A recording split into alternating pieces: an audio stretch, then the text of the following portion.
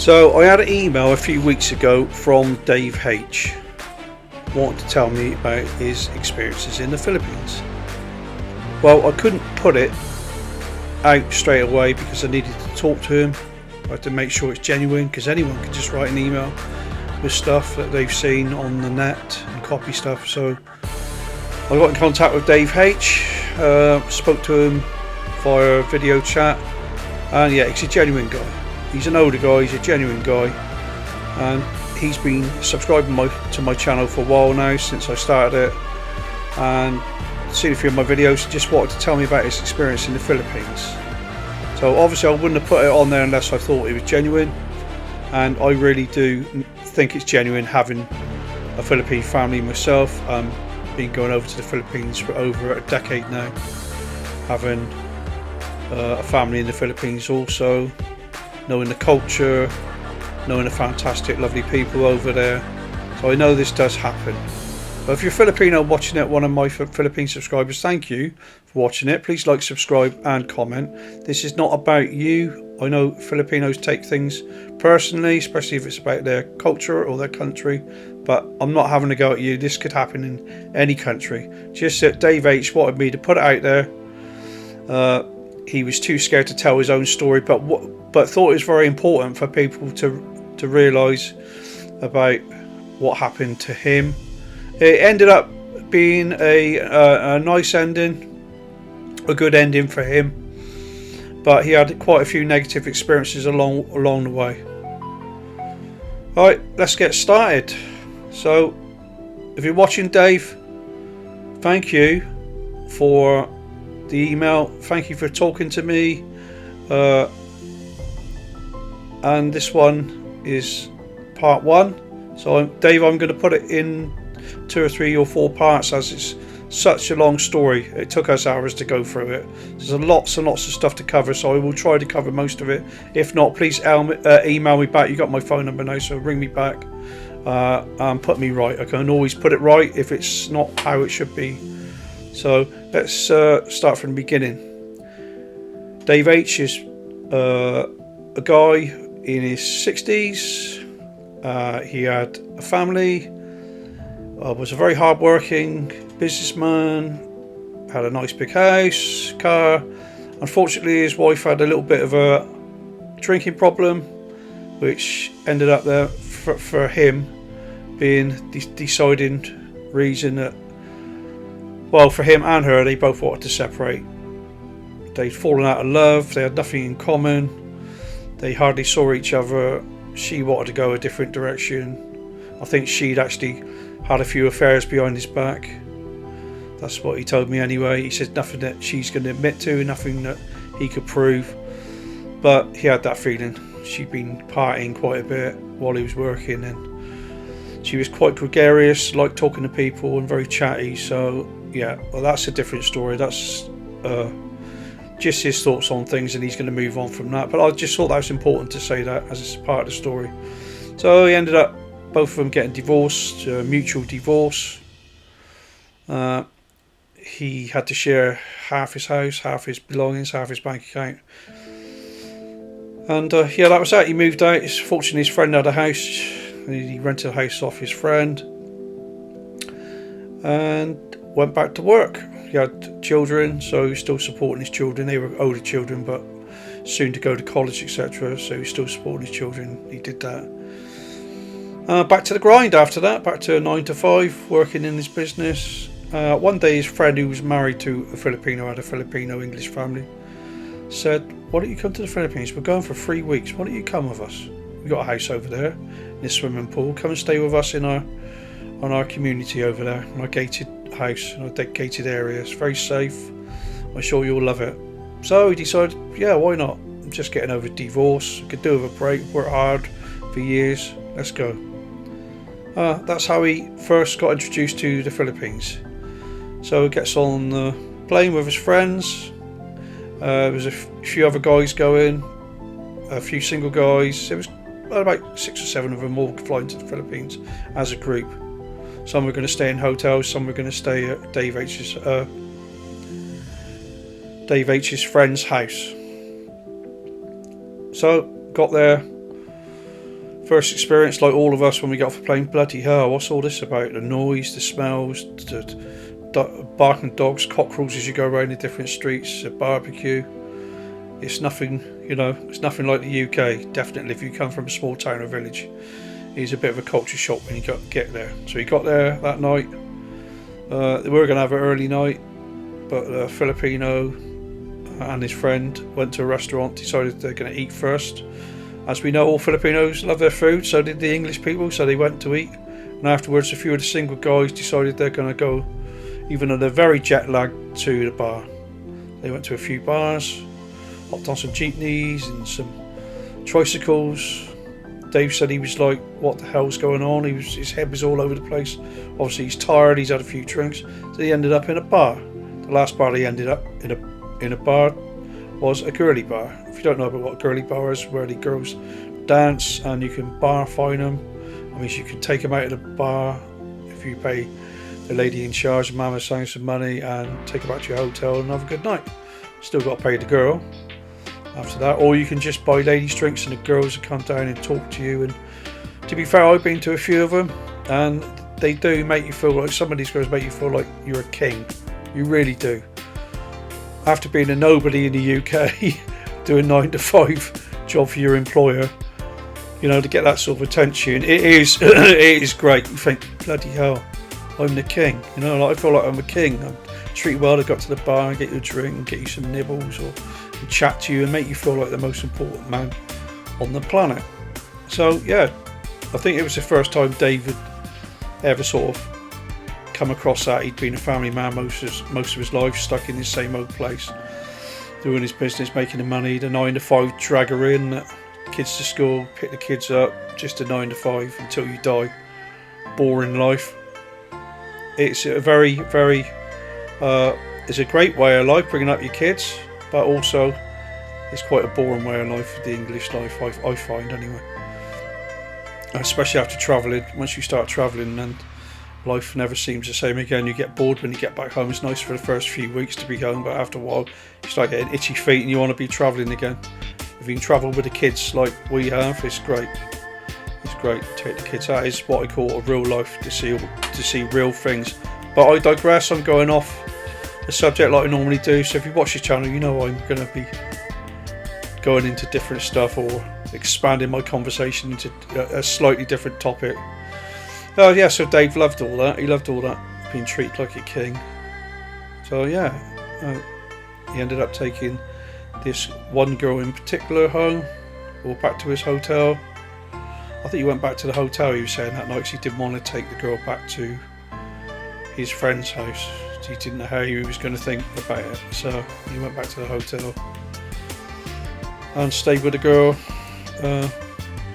Had a nice night, but he did say to me, a very strange thing happened. As he was having his shower, the girl was in the room. She'd already had a shower first, making herself lovely for him, lovely and sexy and clean for him. So she was laying on the bed watching the TV.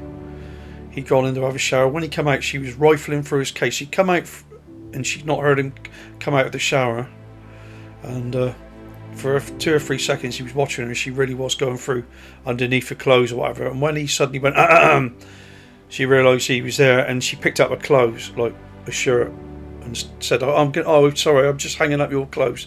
Just going to hang your clothes up so you've got nice, decent clothes in the morning when you wake up. So he was a bit drunk, and he was a bit tired, a bit jet lagged. He did shake it off a bit, and he think, maybe she's telling the truth and she's just trying to help me, because she has been quite helpful all night, finding the hotel and getting me some food and doing this for me and that for me. So he thought maybe that's just part of it. He didn't think nothing of it until later on, when he heard stories from other people about the same sort of thing happening. So yeah, so he spent the night with the girl, and the next day he went back to his friend's house, explained to his friend what happened to the male friend, and the male friend understood and made some excuse up for him to the wife, and the wife said, yeah, that's okay. And then they went off to the friend's wife's island for a few days. That was part of the journey. So they went to the island. He didn't particularly like the island. It was a province, very hot, lots of creatures, ants. Looked beautiful beaches with ants, frogs. yeah, he didn't have a very nice time. So when he got back, he'd exchanged phone numbers before with a girl. He texted her saying, I'm just going to come back, I'll be back late, I'll be at this hotel, whatever, and I'll see you in the morning. So he was thinking to get back, and then she's going to probably see him the next day. But when he got back to the hotel, he said she was there. She was dressed up, she's got beautiful lipstick, makeup. He was like, wow, fuck. She's stunning, this girl, stunning. So they went up to the room. He actually didn't have any food or anything, so she went out for him, got him some, like, I don't know, street food, barbecue, whatever, and some beers, brought it back to the hotel. And they had a really nice night. In all ways, very nice night.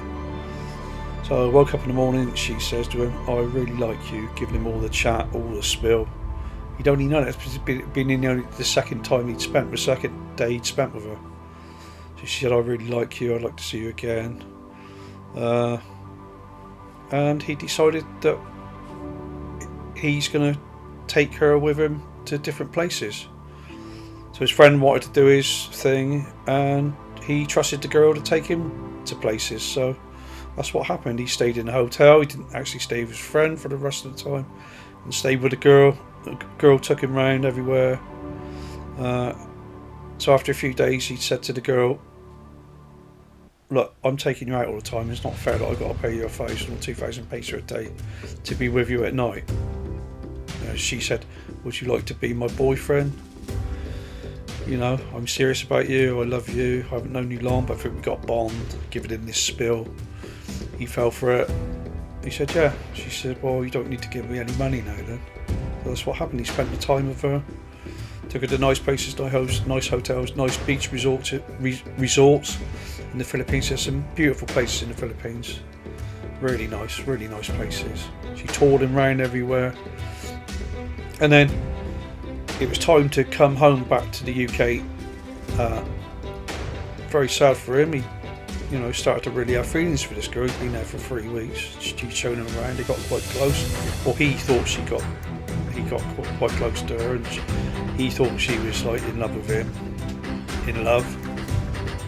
Right? So that day, something else he thought was quite strange. The girl asked if she could have all his toiletries, all his towels, and some of his clothes for her dad and brother, etc. So he thought it was a bit strange, but I can get this stuff cheap in Primark when I get home, but it's nothing to me.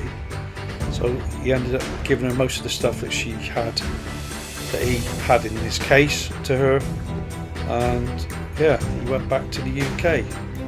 He promised her he'd be back in 3 or 4 months' time. He needs to go back and work, and she said, look, if he sends her some weekly allowance, she won't go to the bar again. She'll leave and she'll go back to the island where her children are and her family are, back to the province, and wait for him to come back, and not obviously sleep with different customers.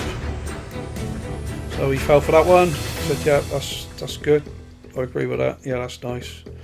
She said she didn't want to be with anyone else anyway. She loved him now, and so yeah, that's what they agreed with. He left her with some money. I think he left her, she said, with about 7,000 pesos, which is £100, which is quite a lot to get back down to her island. And he was going to give her some money, £50 or £60 a week, which is quite a lot in the Philippines. We're going back quite a long time now.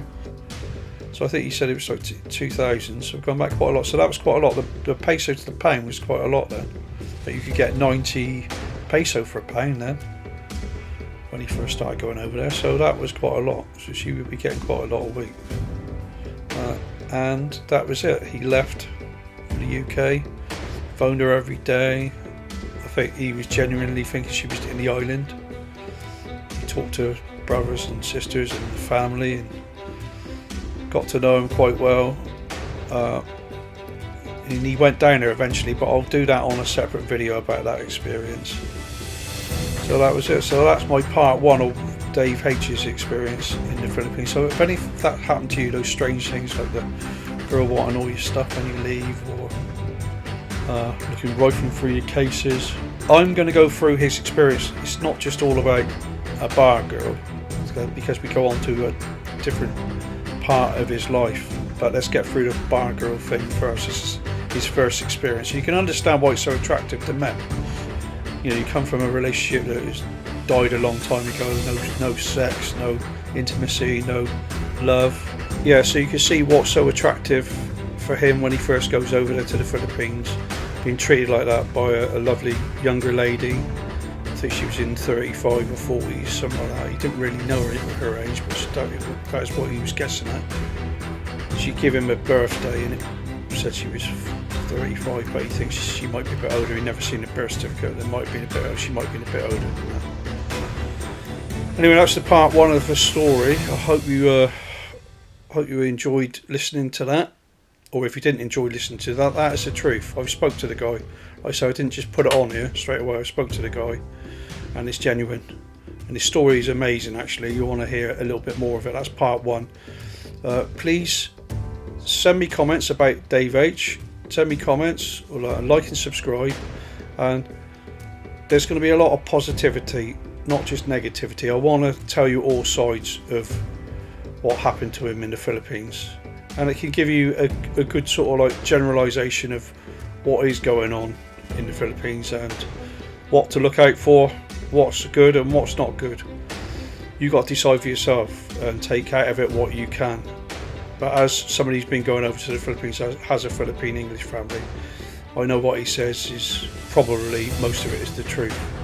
So thanks, like, subscribe, comment, and watch out for part two. Hopefully I can get part two up over the weekend or next week. Part two is there's some eye-opening moments in part two, so please join me again and watch it. Thanks for coming on to a trip and out. Speak to you next week.